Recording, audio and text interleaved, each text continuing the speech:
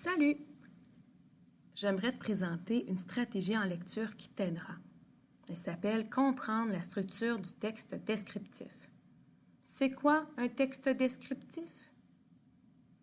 Eh bien, c'est un texte courant où on parle d'un seul sujet en particulier. Dans ce texte-là, on retrouve trois parties. L'introduction, le développement où plusieurs aspects vont être décrits et finalement la conclusion.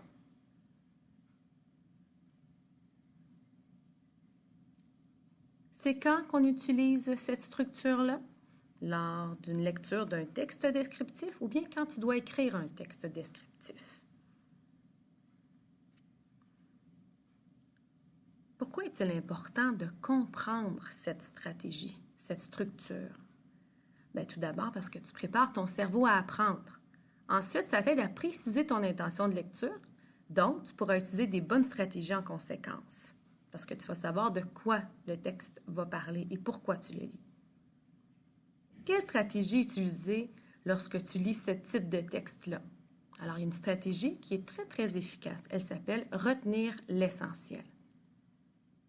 Comment utiliser cette stratégie? Comment retenir l'essentiel?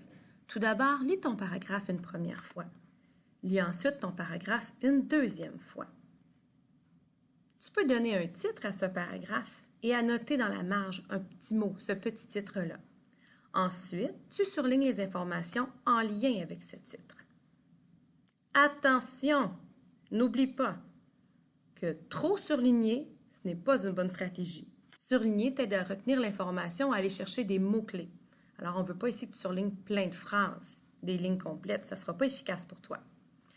Voici un texte descriptif dans la poche d'un kangourou. Je regarde le premier sous-titre, la poche ventrale de la maman kangourou. Chez les marsupiaux, la femelle porte ses petits dans une poche ventrale. C'est le cas des koalas, possums, wallabies, kangourous, chats marsupiaux et diables de Tasmanie. Cette poche intrigante est appelée marsupium. Je dois me poser des questions aussi.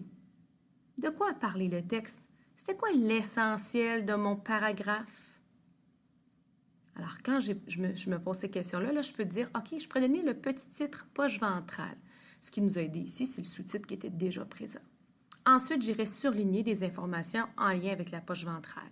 Je pourrais nommer quel type d'animaux a cette poche-là. Je pourrais aussi utiliser mon schéma de la structure descriptive pour aller mettre les informations importantes à l'intérieur, les aspects importants. Alors, voici, c'était ma nouvelle stratégie de comprendre la structure du texte descriptif. J'espère que tu l'utiliseras et qu'elle te sera bien efficace. Bonne chance!